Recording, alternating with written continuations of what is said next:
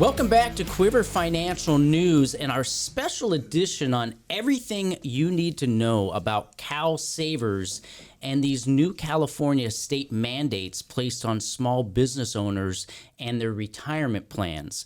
I'm Colby McFadden. I'm joined by my esteemed colleagues, Justin Singletary, Patrick Moorhead. Gentlemen, welcome. And all I can say is, wow. And probably some very big cuss words, because what you shared with me seems so frustrating for a small business owner. And I'll recap it for anybody who's just joining us, is that starting this summer of 2022, if you're a small business owner with 5 or more employees on payroll, then you will now be obligated to either offer your employees a private retirement plan, think like a 401k type of plan, or if you're not able to do that, you'll need to enroll each one of your employees in a state-run program called Calsavers.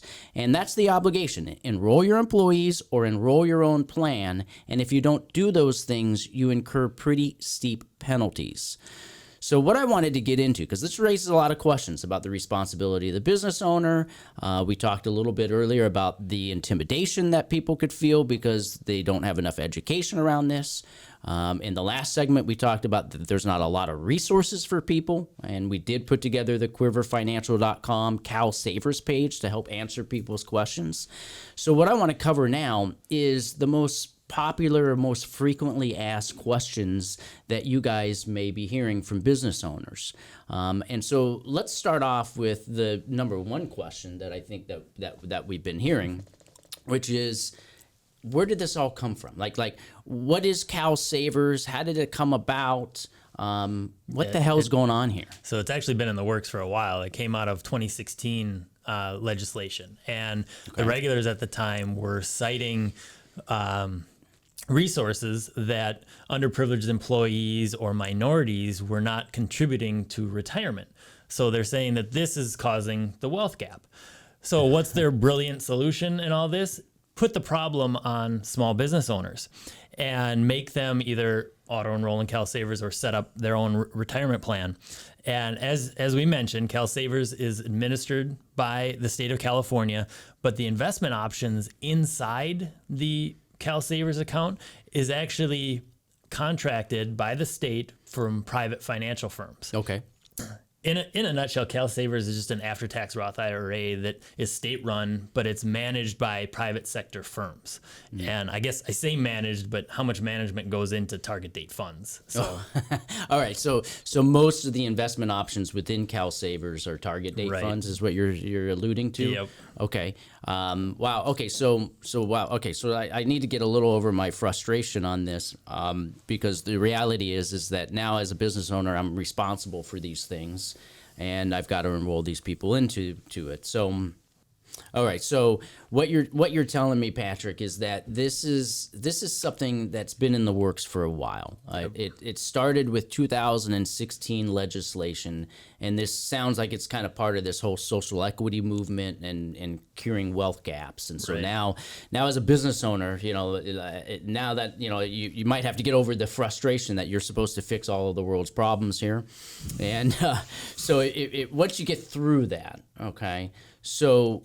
How does a business owner comply? Like, how do they register their business or their employment plans with this? Yeah, so they can really do it 3 ways. One, you can go to the Calsavers website, like Justin tried to do, and follow their prompts. Or you can go to our resources page, and it has all the links and all the required information that you would need to successfully register with Calsavers, which just go to quiverfinancial.com and follow our links through there. Or the third option is you just contact us and let us do the work for you, because, you're a business owner and you got a business to run. So why be spending all your time on this? Yeah. Why try and work the Caltrans website for your retirement plan? Is what you're saying? Right. Got it. All right. But does Calsavers cost me anything as a business owner?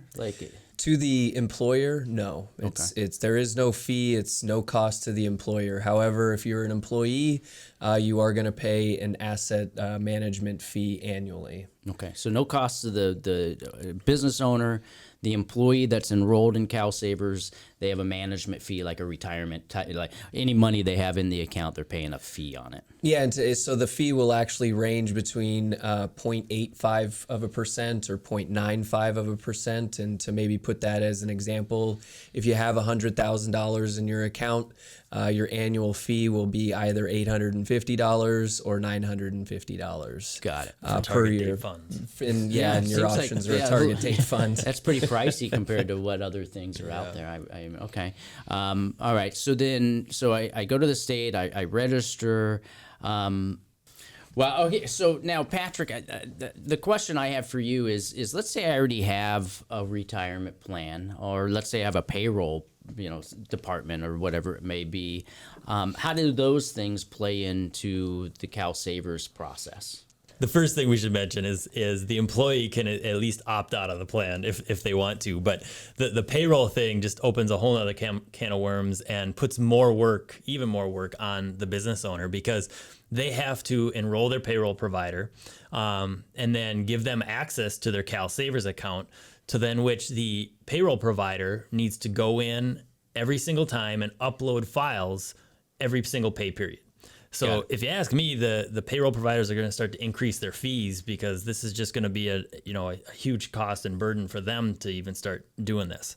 Wow. Yeah. A lot of time, energy. Now, is there a way to shorten that for somebody? Is there an easier way for somebody to do it? Well, yeah. So, I mean, on the private retirement plan, I mean, everything is automated. So it's less time, less work, no manual entry errors, just a kind of an overall seamless experience. And you get the added benefit of financial and technical analysis, you get education, and then regular financial checkups. Got it. Okay. So sounds like a business owner has choices. Yep. So they can use their time and energy and upload and register everything at the CalSavers site. Or they can go find a private plan that will integrate most of this for them to save them the time and energy. And so as a business owner, then I would think to myself, okay, well, what's the difference? Like inside CalSavers, what's available for me to grow my retirement savings compared to one of those private options? So Justin, tell me a little bit about, we talked earlier about target date funds and the fees. Yep. So tell me what's inside the CalSavers plans that myself or my employees can use to grow their retirement savings. So CalSavers is, you're going to be very limited with options. You're going to have roughly, I did go to their website, you're going to have roughly 10 options of target date funds that extend all the way out to 2075, I believe. Okay. There's going to be one or two other funds, one a money market, which is like a savings account, and then you got an ESG fund. We can get into that some other time, but so your options are going to be limited. And I think one of the things, like Patrick had mentioned, automatically you're going to get set up with a Roth IRA. Mm-hmm. And I also did call and to ask if they have, maybe a traditional IRA. And from what they told me, that's going to be a lot of work. The state literally told me it will be hard work for you to set up a traditional IRA versus the Roth IRA that they. So the default mechanism is a Roth IRA, Yep. target date funds. If you want to change it to the traditional IRA, because a Roth IRA is not appropriate for everybody, Correct. just like a traditional IRA isn't appropriate for everybody. But if you want to change it, you got to go through a process, and the employee has to do that themselves. Yep. Would have to go through that. Okay, Yep. so it's cumbersome to own. them. Got it. On their own. Wow. Oh, all right. So it sounds like there's plenty of options out there, and we've covered kind of some of the concerns that I would have a business owner.